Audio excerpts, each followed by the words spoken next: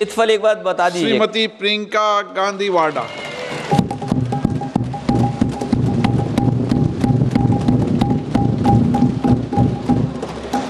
आदरणीय अध्यक्ष महोदय, मैं आपको धन्यवाद देना चाहती हूं कि इस महत्वपूर्ण मुद्दे पर आपने मुझे बोलने का मौका दिया। ये अलग बात है कि सत्ता पक्ष के लोग सब मेरे बोलने से पहले ही भाग गए।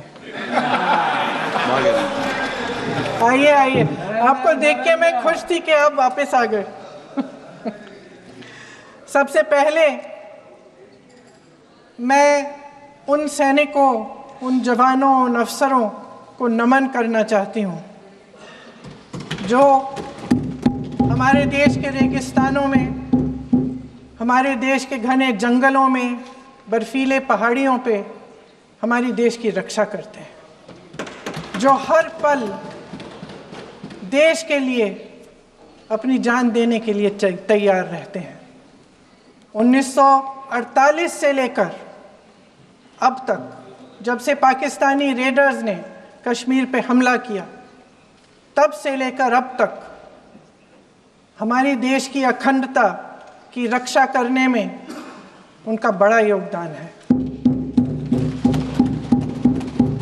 हमारी आज़ादी अहिंसा के आंदोलन से हासिल हुई, लेकिन जैसे मैंने कहा, उसको कायम रखने के लिए हमारी सेना का बहुत बड़ा योगदान है। अध्यक्ष महोदय, कल मैं सदन में बैठी हुई सबके भाषण सुन रही थी।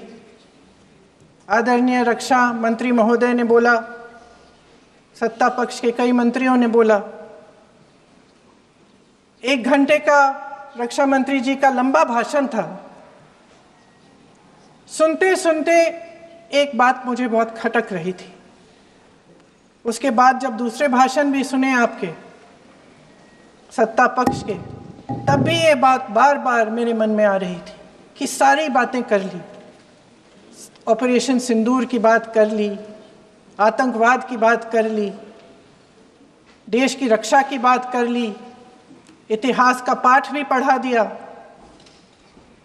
लेकिन एक बात छूट गई। उस दिन 22 अप्रैल 2025 को जब 26 देशवासियों को अपने परिवार के सदस्यों के सामने खुलेआम मारा गया, तो ये हमला कैसे हुआ, क्यों हुआ?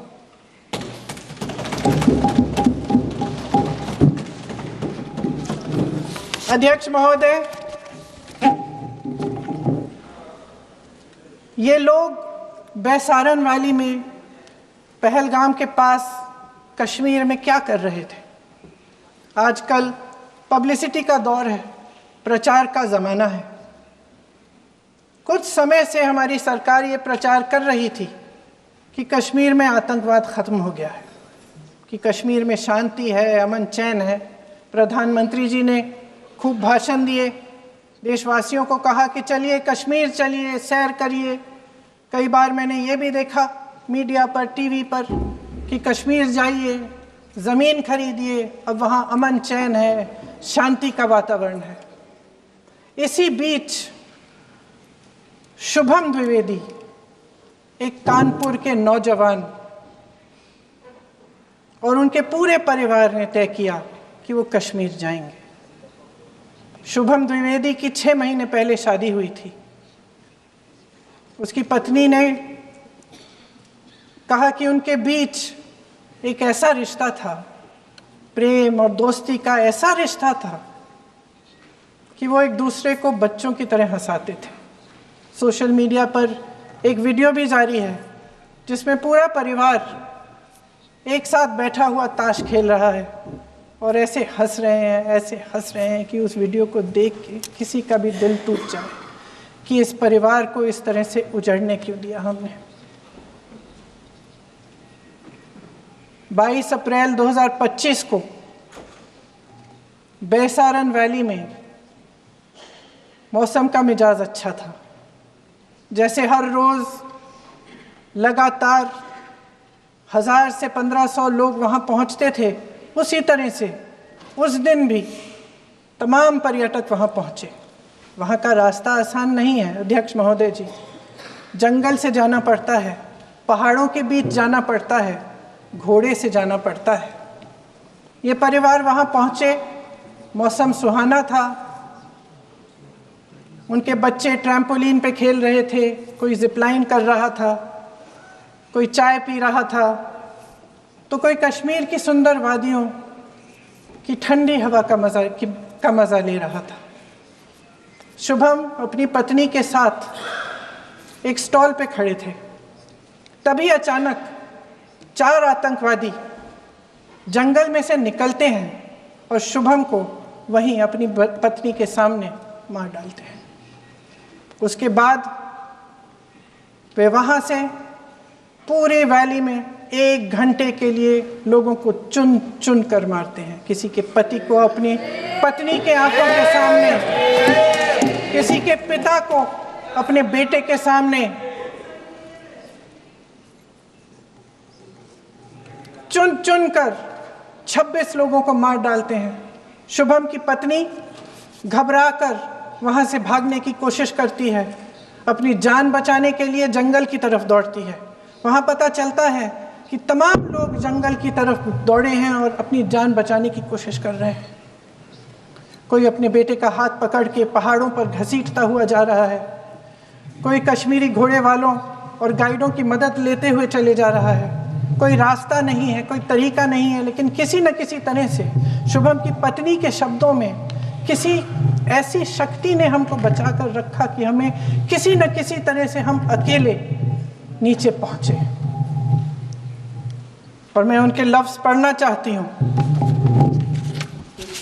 क्योंकि उन्होंने कहा कि इस पूरे समय जब 1 घंटे के लिए चुन चुन कर भारतीय नागरिकों को मारा जा रहा था, इस पूरे समय उसे एक सुरक्षाकर्मी नहीं दिखा, एक सैनिक नहीं दिखा।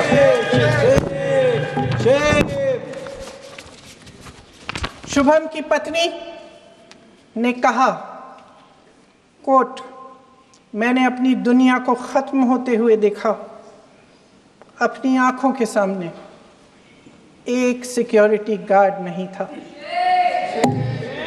मैं ये कह सकती हूं कि देश ने, सरकार ने हमें वहां पे अनाथ छोड़ दिया था। सिक्योरिटी क्यों नहीं थी वहां पे एक सैनिक क्यों नहीं दिखा? क्या सरकार को मालूम नहीं था कि यहां रोज 1000 से 1500 पर्यटक जाते हैं? क्या सरकार को मालूम नहीं था कि यहाँ के पहुंचने के लिए जंगल के रास्ते से जाना पड़ता है? अगर कुछ हो जाएगा तो लोग वहां से निकल नहीं पाएंगे। एक चिकित्सा का इंतजाम नहीं था, फर्स्ट एड का इंतजाम नहीं था, कोई इंतजाम नहीं था, ना सुरक्षा का ना फर्स्ट एड का। इन लोगों को भगवान भरोसे छोड़ दिया गया। ये लोग वहां पे इस सरकार के भरोसे गए और इस सरकार ने उन्हें भगवान भरोसे छोड़ दिया।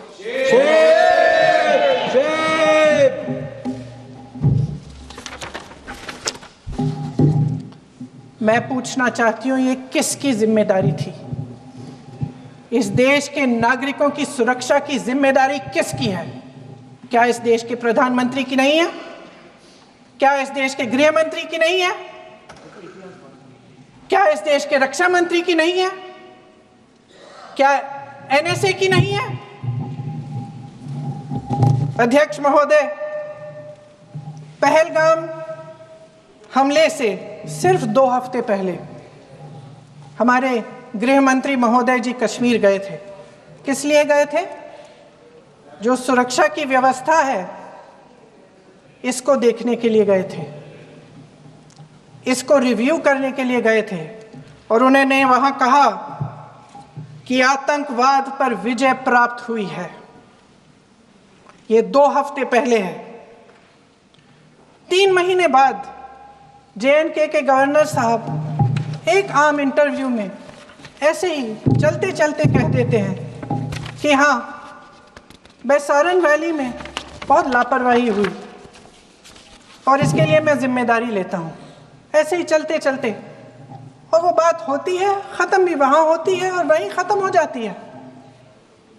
उनसे जिम्मेदारी ली भी नहीं जाती, कोई सवाल नहीं उठाता, कोई जवाब नहीं देता। अध्यक्ष महोदय, उस हमले की जिम्मेदारी एक आतंकवादी गुट जिसका नाम टीआरएफ है थोड़े दिनों बाद लेती है। कौन है ये टीआरएफ? 2019 में ये गुट बना।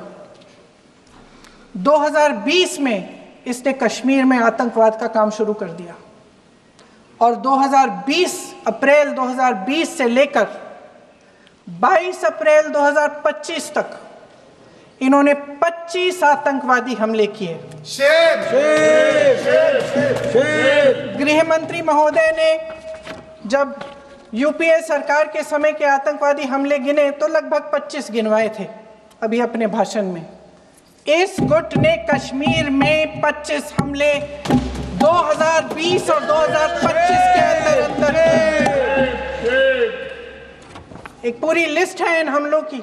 मेरे पास इतना समय नहीं है इसलिए मैं एक एक को नहीं पढ़ना चाहती, लेकिन मैं इतना कहूंगी कि इनमें रियासी का हमला भी था 2024 का, जिसमें 9 लोग मारे गए और 41 लोग घायल हुए। कुल मिलाकर 2020 से लेकर 22 अप्रैल 2025 तक टीआरएफ ने 41 सेना और सुरक्षा कर्मियों की हत्या की, 27 सिविलियन की हत्या की और 54 लोगों को घायल किया था। भारत सरकार ने टीआरएफ को आतंकवादी संगठन का दर्जा कब दिया? 2020 में दिया, 2021 में दिया, 2022 में दिया, 2023 में दिया। 3 साल बाद, 3 सालों के लिए ये आतंकवादी गतिविधियां कर रहे हैं और आप इनको आतंकवादी संगठन तब कहते हैं 2023 में। इसकी क्या वजह थी? ये सब सरकार के संज्ञान में था और आप मुझे बताना चाहते हैं, सत्ता पक्ष के नेता बताना चाहते हैं कि ये सब आपके संज्ञान में था, लेकिन कोई भी एक ऐसी एजेंसी नहीं है हमारी सरकार की जिसको पता चला कि ऐसा हमला, ऐसा भयानक हमला होने जा रहा है हमारे देश में, कि पाकिस्तान में बैठे हुए इस हमले की योजना बन रही है कि हम भारत जाके हैवानियत करेंगे, 26 लोगों को मार डालेंगे और हमें पता ही नहीं है। क्या ये हमारी एजेंसियों की विफलता है कि नहीं है?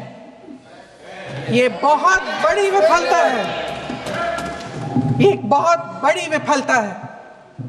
जानते थे कि ये गुट है, जानते थे कि 5 सालों से ये आतंकवादी हमले कर रहा है, अध्यापकों को मारा, आर्मी के बड़े बड़े अफसरों को मारा, आम जनता को मार डाला, पुलिस वालों को मार डाला, और आप इन पे निगरानी नहीं रख रहे थे। और ये जो एजेंसियां हैं इनकी जिम्मेदारी कौन लेगा? क्या आईबी चीफ ने अपना इस्तीफा दिया? क्या किसी ने इस्तीफा दिया? गृह मंत्री जी के कार्य क्षेत्र में आता है इंटेलिजेंस ब्यूरो। क्या गृह मंत्री जी ने इस्तीफा दिया? इस्तीफा छोड़िए, जिम्मेदारी ली।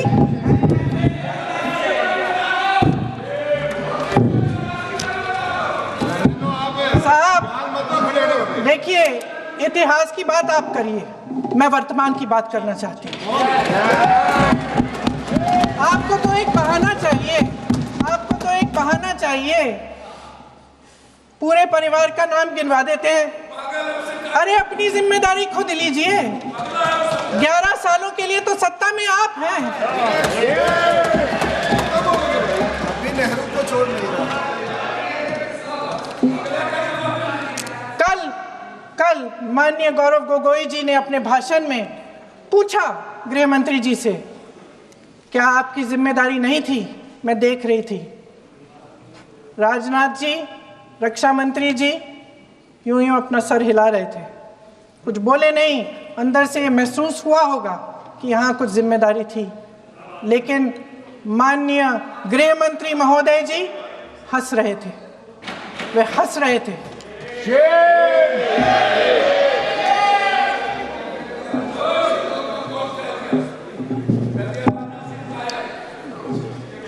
अध्यक्ष महोदय, कल सत्ता पक्ष और आज भी सत्ता पक्ष के नेताओं ने 2008 के मुंबई के हमलों का जिक्र किया, बार बार कहा कि मनमोहन सिंह जी की सरकार ने कुछ नहीं किया।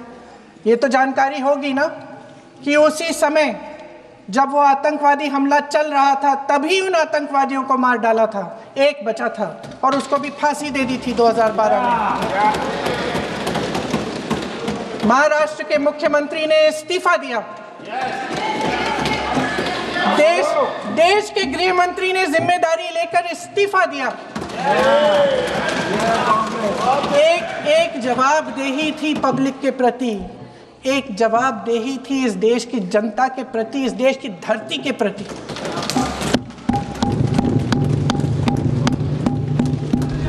राजनाथ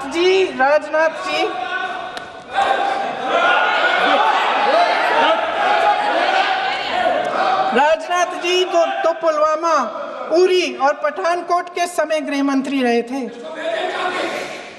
आज वे रक्षा मंत्री हैं और हमारे गृह मंत्री महोदय श्री अमित शाह जी के नाक के नीचे पूरा मणिपुर जल गया, दिल्ली में दंगे हुए, पहलगाम में हमला हुआ और आज भी वे उसी पद पर बैठे हैं। क्यों?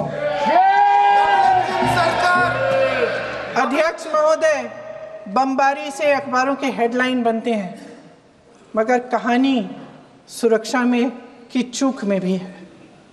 आज देश खोखले भाषण नहीं सुनना चाहता, देश जवाब चाहता है, तसल्ली चाहता है कि सच उससे छिपाया नहीं जाएगा। देश जानना चाहता है कि उस दिन अप्रैल 22, 2025 को क्या हुआ और क्यों हुआ। आप तो खुद अपनी पीठ थपथपाने में लगे रहते हैं। सेना, देश, संसद से सच छुपाते हैं। ऑपरेशन सिंदूर जब शुरू हुआ, हम सब ने समर्थन किया, सब एकजुट होकर खड़े हो गए इस देश के लिए। दोबारा होगा, दोबारा खड़े हो जाएंगे। अगर हमारे देश पे हमला होता है तो यहाँ इस सदन में किसी भी पार्टी का हो, कोई भी हो, सब आपका समर्थन करेंगे। और हमें अपनी सेना पर गर्व है कि उन्होंने इस बार भी दृढ़ता से लड़ाई लड़ी, धैर्य से लड़ाई लड़ी, वीरता से लड़ाई लड़ी। लेकिन इस ऑपरेशन का सिंदूर का क्रेडिट, उसका श्रेय तो हमारे प्रधानमंत्री जी चाहते हैं। सही भी है, ठीक है, सही है, श्रेय ले। ओलंपिक्स में हमारा मेडल आता है, उसका भी श्रेय लेते हैं। लेकिन सिर्फ श्रेय लेने से नहीं होता नेतृत्व, जिम्मेदारी भी लेनी पड़ती है।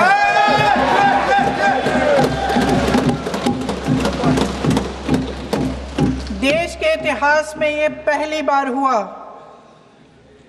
देश के इतिहास में ये पहली बार हुआ कि जंग होते होते ही रुक गई। रुक गई है जी, और इस रुकावट का ऐलान हमारी सरकार, हमारी सेना नहीं करती, अमेरिका के प्रेसिडेंट करते हैं, अमेरिका के राष्ट्रपति करते हैं। ये हमारे प्रधानमंत्री महोदय की गैर जिम्मेदारी का सबसे बड़ा प्रतीक है। आज गृह मंत्री जी ने इस बात पर उल्लेख किया। उन्होंने कहा, उनके शब्दों में उन्होंने कहा कि पाकिस्तान के पास शरण में आने के बजाय कोई चारा ही नहीं था। आपने शरण दिया क्यों? वो आते हैं आपके देश के अंदर, लोगों को मार डालते हैं और आप उनको शरण दे रहे हैं। क्यों दिया शरण? इसका जवाब क्यों नहीं दिया है एक भी भाषण में? जैसे ये बात उठी, शरण की बात की, हमारे गृह मंत्री जी ने इतिहास में चले गए। नेहरू ने क्या किया, इंदिरा गांधी ने क्या किया, यहां तक कि मेरी मां के आंसुओं तक चले गए। लेकिन इस सवाल का जवाब नहीं दिया कि ये सीज फायर हुआ क्यों, ये जंग रुका क्यों, और तब क्यों रुका जब दुश्मन के पास कोई चारा नहीं था हमारे श्रेय में आने के बजाय? क्यों रुका ये जंग? इसका जवाब नहीं दिया। धन्यवाद। आप देंगे?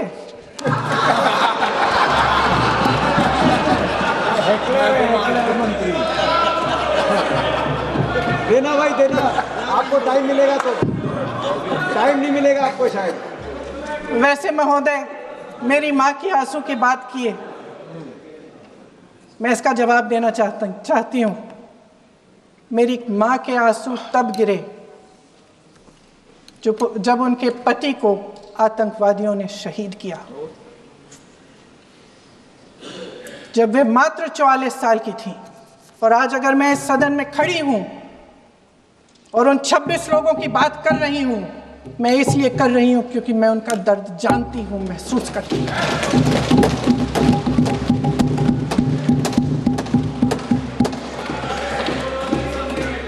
अध्यक्ष महोदय, मैंने कहा कि देश का नेतृत्व सिर्फ उपलब्धियों का श्रेय लेने से मजबूत नहीं होता।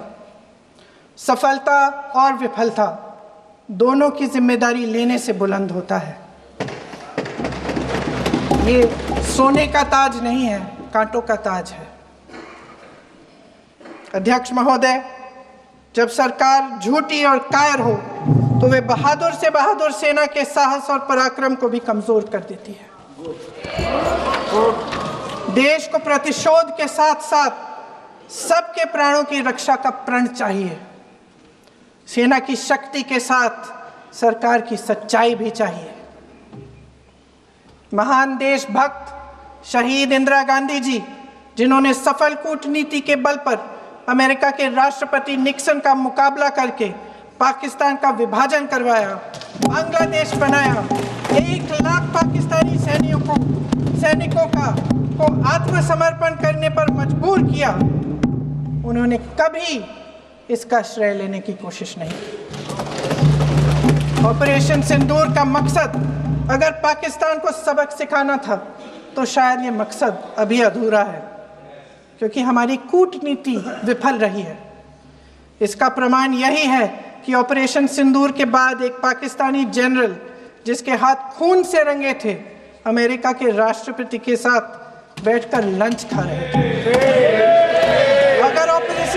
अगर ऑपरेशन सिंदूर का मकसद आतंकवाद को खत्म करने का था तो पाकिस्तान को संयुक्त राष्ट्र के आतंकवाद विरोधी समिति का अध्यक्ष चुने जाने से इस मकसद को धक्का लगा है। इसकी जिम्मेदारी कौन लेगा?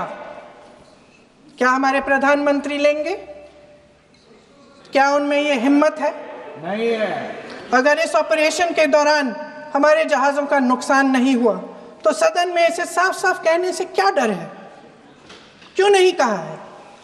कल भी रक्षा मंत्री जी ने कहा कि हमारे इंफ्रास्ट्रक्चर का नुकसान नहीं हुआ, तो जहाज़ों के बारे में भी बता दें, साफ साफ बता दें, क्या हर्ज है? सच्चाई तो है। सवालों से बचने के लिए ये सरकार हमेशा प्रयास करती है। इसकी राजनीतिक कायरता बेमिसाल है। देशवासियों के प्रति जवाबदेही का एहसास ही नहीं है। सच्चाई ये है कि इनके दिल में जनता के लिए कोई जगह नहीं है। सब राजनीति है, सब पीआर है, सब प्रचार है, सब पब्लिसिटी है। देश की जनता के लिए आपके हृदय में कुछ नहीं रहा। बहुत समय हो गया है आप इस प्रचार में ही लिप्त हैं, जनता को देख नहीं पा रहे हैं।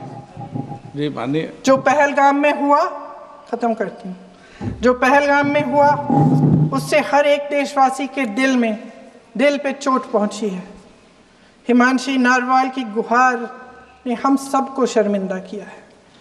इसीलिए मैं आज यहाँ खड़े हुए एक आखिरी बात करना चाहती हूँ।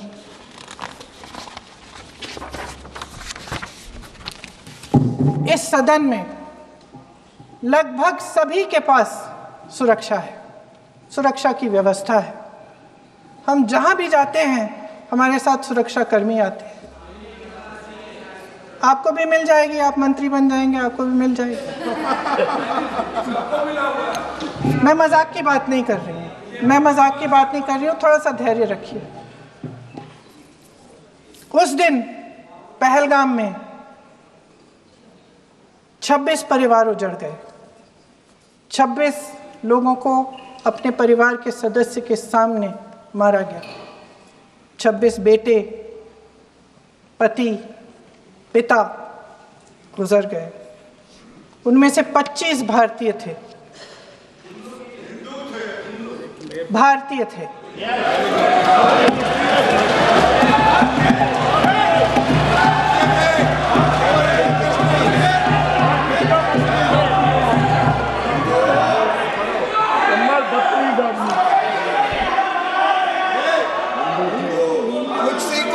जितने भी लोग बैसारन वैली में थे और जो 25 भारतीय मारे गए, उनके लिए कोई सुरक्षा नहीं थी। कोई सुरक्षा नहीं थी। आप कितने भी ऑपरेशन कर डालें, आप इस सच्चाई के पीछे छुप नहीं सकते, इसे नकार नहीं सकते। आपने उनको सुरक्षित नहीं किया। कोई शर्म नहीं है, कोई शर्म नहीं है, कोई शर्म नहीं है और ना कभी होगी। सुन लीजिए, सुबह भी मैं शिव मंत्र बोल के आई हूं। इनको क्या पता शिव मंत्र क्या है? शिव मंत्र खत्म कर लूं अपना भाषण। शिव मंत्र मैं एक बार उन 25 भारतीयों के चलिए चुप रही। मैं एक बार उन 25 भारतीयों के नाम इस सदन में पढ़ना चाहती हूं, ताकि यहां बैठे हर सदस्य को यह एहसास हो कि वे भी हमारी तरह इंसान थे, किसी राजनीतिक बिसात के मोहरे नहीं थे। वे भी इस देश के बेटे थे, वे भी इस देश के शहीद हैं।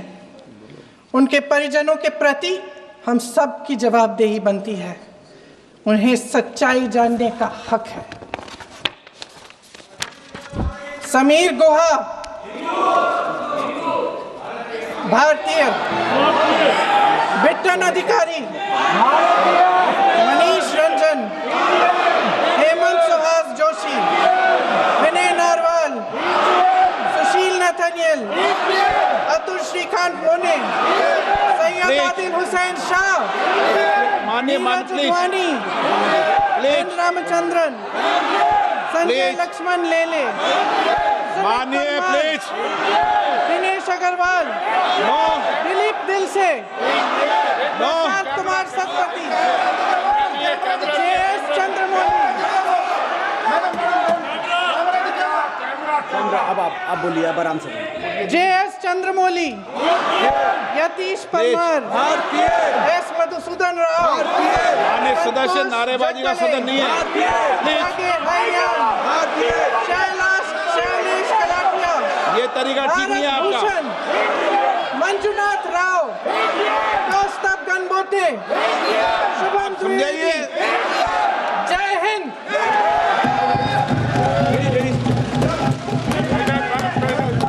डॉक्टर श्रीकांत शिंदे। धन्यवाद सभापति महोदय।